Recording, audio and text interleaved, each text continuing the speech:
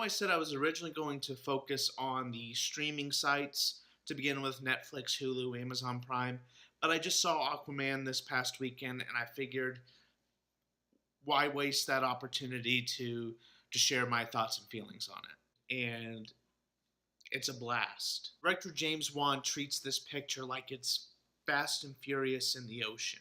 The entire picture fills up the movie with action.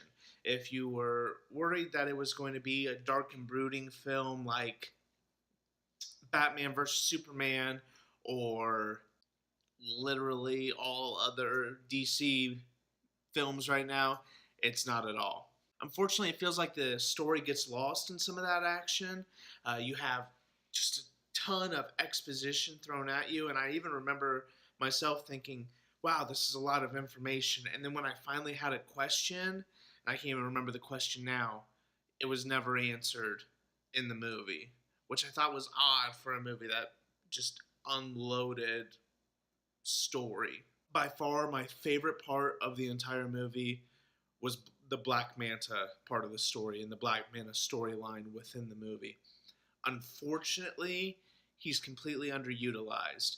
If you don't know, both Ocean Master and Black Manta, who are the two villains in this movie, are Aquaman's top two villains, I believe. I'm not an Aquaman expert by any means, but I know they're definitely up there in his rogues gallery.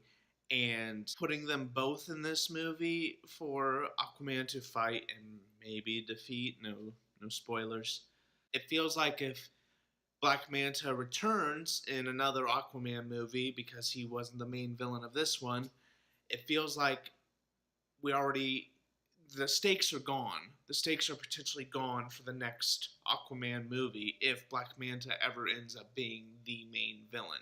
James Wan does an excellent job creating these vast action pieces, and the action in the film is fun. The fight scenes are fun. My dad felt like it was a bit Power Ranger-esque. I didn't personally feel it. I think that, especially with how overcut the Marvel movies are, this was a nice sort of escape from that, much in a similar way to Wonder Woman. In that, though, there's a lot of CGI in these action scenes, and also some of the costumes, just some of the CGI and costumes just don't look good sometimes.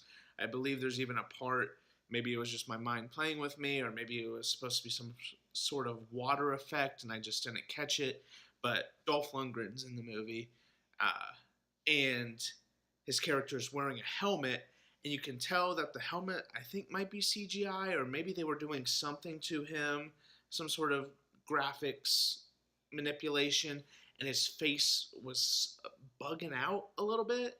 It was interesting. I mean, not interesting. It was bad. It was bad. It didn't look good. I do want to keep this review short and sweet. The last little thing I did like, though, was by using Jason Momoa, and I can't remember the actor's name who plays his father, they did sort of incorporate his culture into the film. Even the way he sort of holds the trident in some of the fight scenes, very sort of reminiscent of his heritage, which I thought was really cool. As far as what I learned, I didn't get to take my notebook with me, obviously, because this was a picture that I saw in a movie theater, and obviously I'm not going to just sit in the dark and attempt to read what I'm writing as I write it.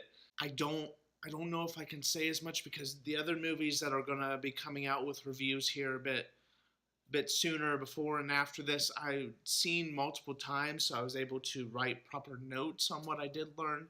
But I will say that I learned exposition in a fantasy or sci-fi sort of movie gets run down super quick, especially if you're trying to fill in mythology. Even if I watch this again, I'm like, well, there's not actually a lot being said. It still feels like there's a lot. There's a lot of those moments where a character sort of is looking at another character or looking off in the distance, and they start just sort of go into storytelling instead of showing showing us, they just sort of tell us. That's sort of my big takeaway as a filmmaker. Again, I'm still working on this rating system. I'm sorry, I am trying to figure it out. But what I would say is that even if superhero movies aren't really your thing, but you do like franchises like Mission Impossible, Fast and the Furious, or just straight up action movies, over the top, if you're one of those people who like Michael Bay movies, no judgment, you'll probably like this. It's not it's not a super deep movie by any means. It is just balls to the wall, explosions, fight scenes, adventure. I would definitely recommend it as at least a movie night. Go this Friday or Saturday to your local theater or to the nicest theater nearby. Go watch it. Have a really good time. Whether you buy it or not afterwards, that's up to you. I'm probably going to pick it up because I really, really enjoyed myself while watching it, and I think it definitely has some rewatchability to it. Thank you again for watching another review. Tried to make this one a little shorter. Still working on the format a little bit. I know I kind of mixed in some likes and dislikes, so apologies, but I'm trying to get better, trying to work on it. We'll see how it goes. Thank you so much. Have a good day.